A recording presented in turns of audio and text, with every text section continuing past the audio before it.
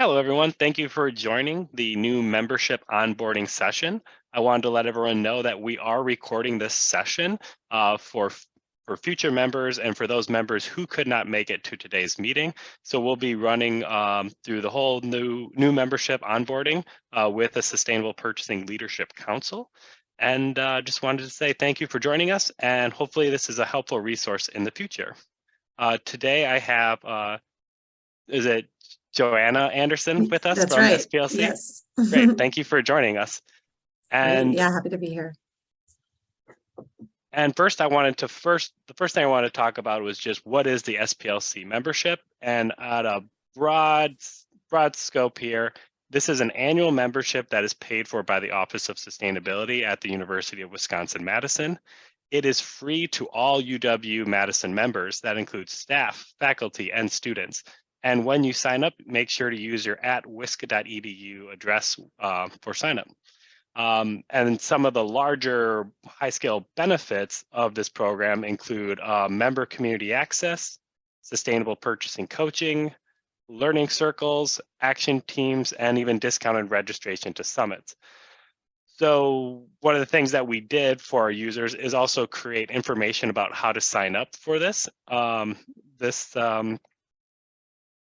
membership, and I'll show you a quick example of where you can find that. So at this website link, you'll see that information about how we are a new member and all the benefits that they have. So they go into more detail about those high notes that I touched on.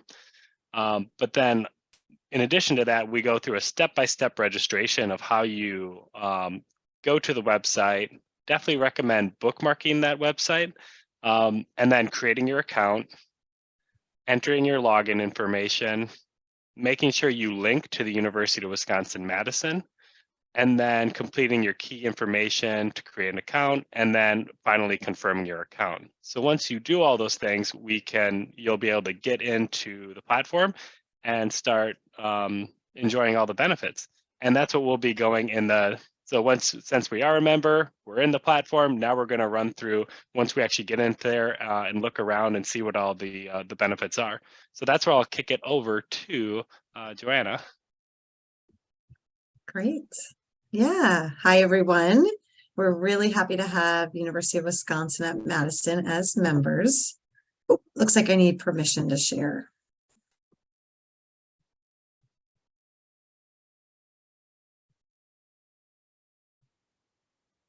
Here we go. Great. Thank you. So as Travis said, I'm going to walk you through all of the resources you have access to in the online member community. So once you create that account, those steps you just walked you through, you'll be able to click on access the community from your member compass page, and that will take you to this website.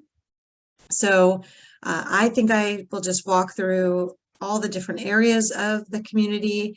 And then Travis, at any point, if you want to flag something for, probing a bit, in terms of how this applies to the university setting, I'm happy to answer questions along the way.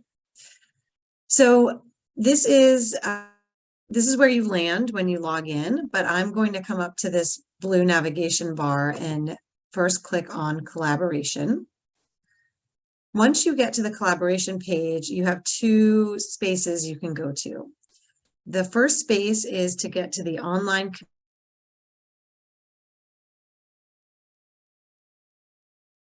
slowly, there we go. And when you get to this page, you will have to join groups because you'll be a new member. So I always recommend that members join 3 groups. We have Ask Questions, Get Answers, announcements from staff, and announcements from members. Those are our 3 active groups. If you end up along the way joining a working group or a learning circle, it's possible you'll have other groups to join, but to get started, make sure that you join those 3 groups. And I will just show you how these groups operate by clicking into the Ask Questions, Get Answers group, because this is the most interesting and active group.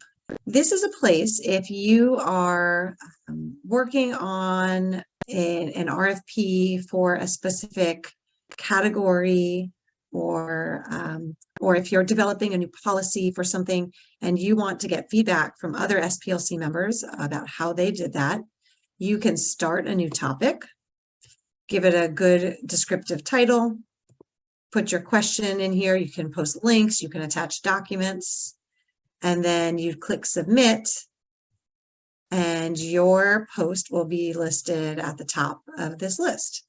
And other members can reply to it based on their experience.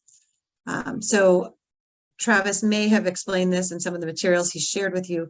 The SPLC membership is organization-wide. So we have over 180 member organizations, but because each organization invites their entire staff to join, we have over 700 people registered in this forum. So you can get a lot of different perspectives in here, certainly from your higher ed peers, but also from corporate, public sector, and nonprofit. So really great way to get feedback. It's also a great way for you just to kind of learn more about what others are doing when you've reviewed the other posts, and to share your own expertise or experience on a specific topic. So we definitely encourage engagement in this setting as frequently as you'd like. One thing I want to point out before I move away from this is you have control over how you get notified of new posts in these forums. So within each forum, so we're in the Ask Questions, Get Answers forum now, you can click on email options, and you can choose whether you get a daily summary of the posts. You can choose to get a weekly summary. You can choose no email at all if you just want to come to the forum to view the posts. It's completely up to you. It's a personal preference, but I encourage you to tailor your email preferences so that you don't feel overwhelmed with email if your inbox is overflowing like mine is. So I also wanted to just let you know the other two forums I recommend: announcements from staff and announcements from members. Announcements from staff, that's where SPLC posts about webinars that are upcoming, new working groups that are forming, things like that. So you'll want to pay attention to that one. And announcements from members, that's a great place for you to, maybe you have a job posting that you want to share, or a report that you publish, or a news story that came out about something cool you're doing. That's where those kinds of things can go, and that's where other members share things. I'm going to do one click back to the collaboration area. So you have those online community groups that we just explored. You also have the opportunity to join a peer learning circle, or a topical learning circle, or an action team. And you can do that by clicking on this button, and that takes you to a form that is a call for participants, and you can indicate your interest in joining one or more of those groups. So I know that Travis had those listed as some of the member benefits, and there's a description on the website that he shared. So check those out, and definitely submit your interest form when you're ready to join. All right, let's jump over now to people.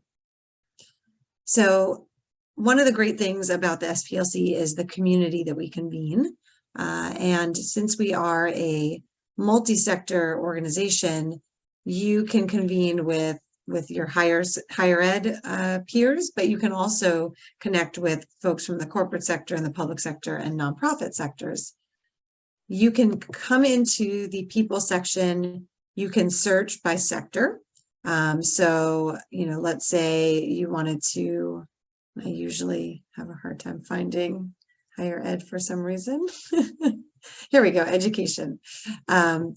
You can search for the people that are in the education at the higher ed level and see who's in here. And this says, well, we have a lot of higher ed people in here. We do have a good number of universities represented in the SPLC, so you'll definitely have a lot of great folks to connect with on issues that are relevant within higher ed. So you can search that way and see who's registered in here. You can also search, let me clear that one. You can also search by categories of expertise or focus, or by environmental, social, or economic level of expertise. Lots of great ways to see who's in here and see who you might want to connect with on a specific issue, or just out of curiosity. Now let's move over to the resources area. This is the most robust section of the community. It's where most people spend the most of their time. I'll walk you through a quick overview of this, and then this might be a good place, Travis, for you to ask me specific questions if they come up. So at the top are a few SPLC resources that are either new or resources that we know are very relevant right now.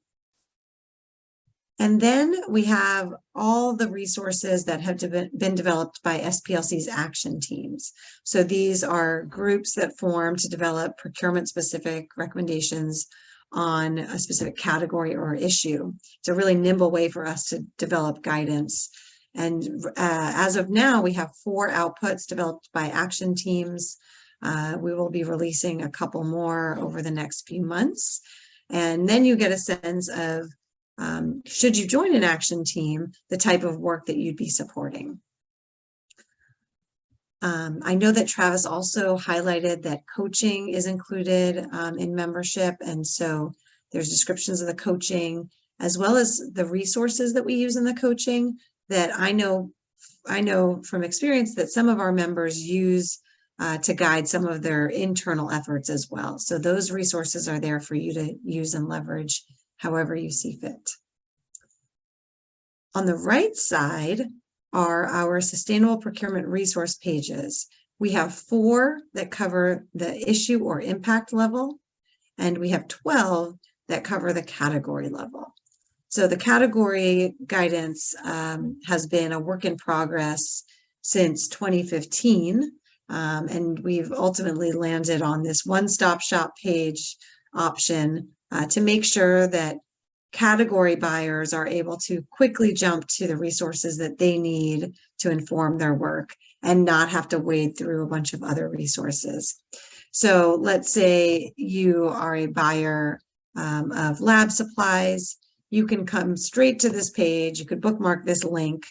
You'd have access to the guidance that was developed by an, and then we've curated and consolidated resources from other sectors that are available. Obviously,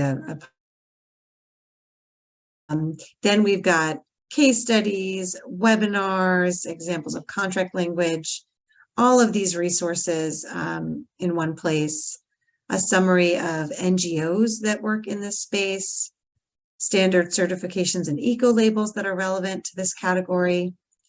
If we have any SPLC members that are suppliers of the good or service featured on the page, they're listed here. And if we had any consultant members that specialized in this, they'd be listed here.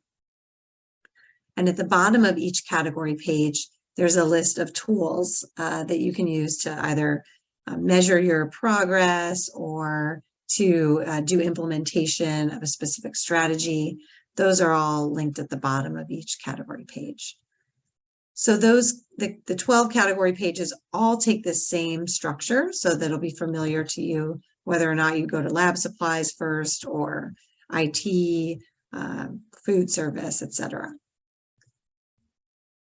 As I mentioned, we also have 4 issue pages. These are structured in a similar way to the category pages, but they often have a lot more background information at the top.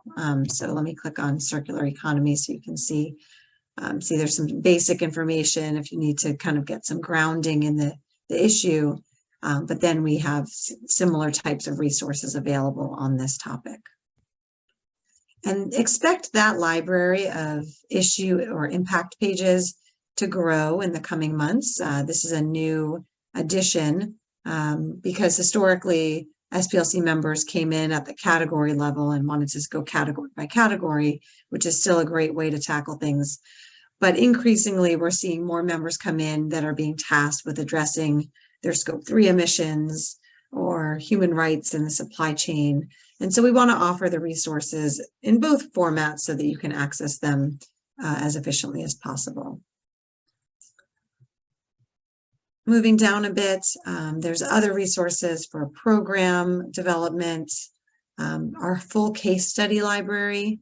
I will click on that so you can get a sense of what that includes. This is where you can access all of the submissions that have been made into our annual awards program.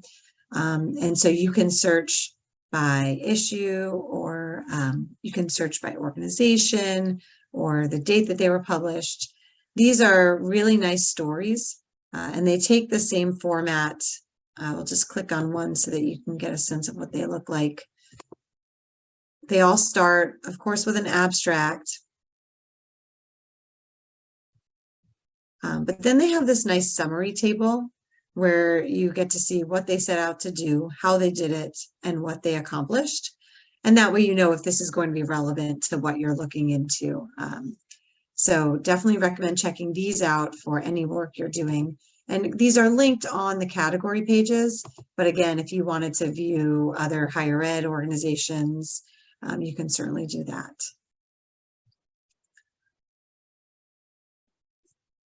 So there's other tools and resources. This is sort of a catch-all at this point.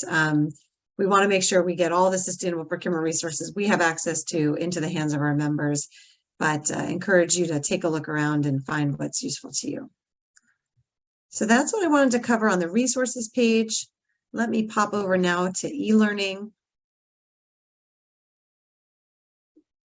This is where anything that the SPLC has recorded lives. So we do a monthly webinar series, and we make the live webinar available to the general public, but the recordings and the slides are only available to members in the member community. So if you miss a webinar, come on in here and watch it.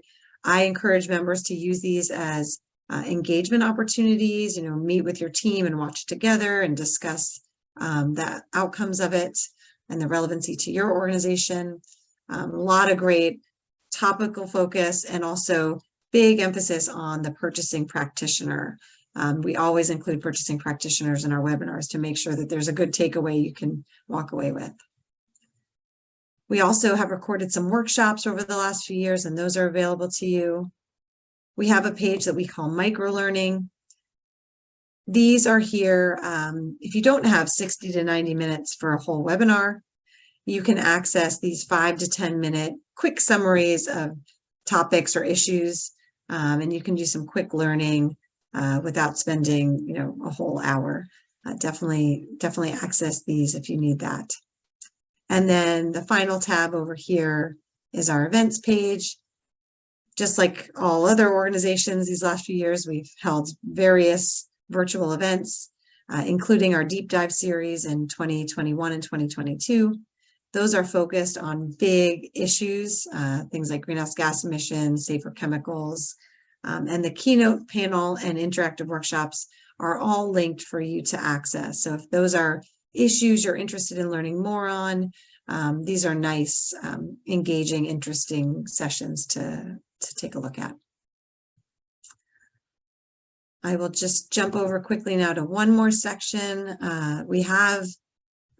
We've developed a framework so that we can recommend third-party supplier sustainability rating tools. So if this is something you are exploring, you can come in here and explore the recommended raters. We now have 7 raters that we recommend. Some names might be familiar to you if you've been working in sustainability for a while. Some might be new. And it's always helpful to kind of get the lay of the land and understand the terminology. So this is a nice way for you to explore these tools and compare them to one another. So that is available to members as well. I think I'll pause here now, Travis, and see if you wanted to raise any questions or have me point out specific resources. No, this is great. I mean, I love the great deep dive of showing all of these areas and showing all the resources and showing examples of that. Another example of like when you went into the sustainable research lab supplies, for example. So at the University of Wisconsin-Madison, we run a Green Labs program, and currently we're pilot testing the My Green Lab program. Great. So within that, you get to that section of like, okay, now while it's really based on behavior, those people in the labs want to know how do I then purchase the right things.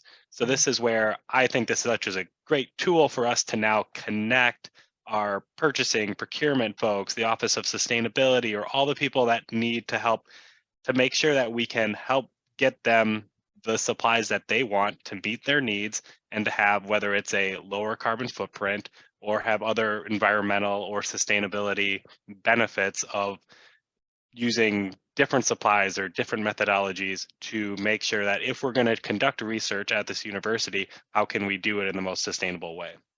So Yeah, a thing like this, I mean, that's one thing that looked out to me looking at that. It doesn't make, it allows us not to reinvent the wheel. So absolutely. that's why when I look at this, I see, I personally have no questions because you went over it so well. Okay, Uh, great. but that was like a use case that I would see for one of those Yeah. things.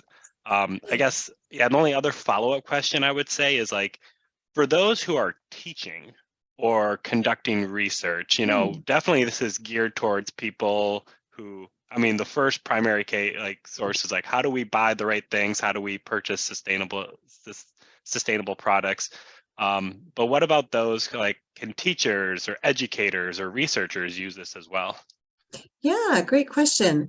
I think they could use it in a variety of ways. On these purchasing guidance by impact, there's always a lot of more, background information resources. So if they wanted to assign some to students or use them to inform their teaching, yeah, these are definitely great, broad, overarching issues that are sustainability issues and then tying them into procurement. So I think that's going to be an interesting connection, not knowing what courses are being taught, but certainly these issue or impact level pages have a lot of that background information that then connects it into procurement. And I think that is one thing that is still evolving. People are starting to understand sustainability issues, but how procurement plays into it is still a connection that needs to be made. So I think that could be helpful. Same with a lot of the resources that are in these pages. There's definitely a lot of making those connections. So I think that, and then definitely the case study library. These are real world examples, and I know I've been working with a professor who's teaching a social impact course and bringing in sustainable procurement as an example. And I think the case study library is an amazing resource because there's those practical examples which are sometimes hard to come by. So, a professor could search the case study library on a specific issue or impact that they're covering in their class, and then see what case studies we have that kind of illustrate how an organization might address that issue. Yeah, that's excellent. And that's honestly the approach that we'll be taking. Just even bringing up, scope 3 emissions, Mhm. figuring out how to do the carbon accounting associated with that. And, we use for the ASHE, the Association for Advancement of Sustainability in Higher Education, that's an organization that we work with a lot. We do the sustainability tracking and rating system, the STARS Mhm. certification. We try to do that as, that's thing we report every 3 years that we're reporting on. So in doing that, there's a group called SciMap that, I was on a webinar about a week ago figuring out how, they're doing updates to that. And looking at, we know at a high level, our purchase goods and services and capital goods are probably going to be the largest impact in scope 3 from our Yeah. university operations. That's our guess. Every Yeah. other university has the same issue, like same area, so we're probably going to be there as well. So yeah, so just like looking at these resources and not reinventing the wheel is my biggest push to everyone to say like, these are resources, look at what everyone else is doing so that we can work together on this work rather than isolated. Absolutely. Yeah, it's really a main reason why the SPLC was founded 10 years ago, was because there were a lot of individuals, and oftentimes one person within a large organization working on these same issues. And so pooling resources really helps us move forward more efficiently and effectively. And to your point, Travis, about your purchased goods and services representing a huge portion of your scope 3 emissions, one of the supporting resources that helped us launch the SPLC was a pilot test run, I think, partnering with ASHE to look at the procurement profile of higher ed institutions. And what we found was that I think over 80% of the environmental impacts at universities was embedded within the top 5 categories of spend. So, not only does procurement represent, significant impact, but actually you can prioritize to a handful of categories and drive real impact. And so that's some of the work we support here, is helping you prioritize so that you, and then we actually are still partnering with ASHE on STARS to make sure that the categories of spend that you're reporting on are meaningful. Sometimes it helps to kind of tackle things that are quick wins, but really we want to help you get to the categories of spend that have serious impact and that are going to allow you to meaningfully address those.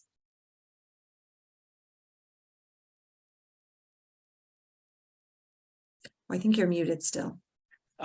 Yeah, thank you, Joanna. I think this is a great place to stop. I think we gave, our future users everything that we wanted to know on how we navigate the system. So again, thank you for your time, and I hope all the new members from UW-Wisconsin or UW-Madison, use this resource and work with the Office of Sustainability to see, what great things we can utilize or how we can utilize this resource. So again, thank you for running through this session with us.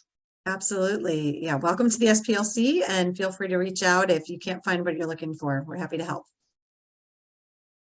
Great. Thank you so much. Thank you. Have a good day.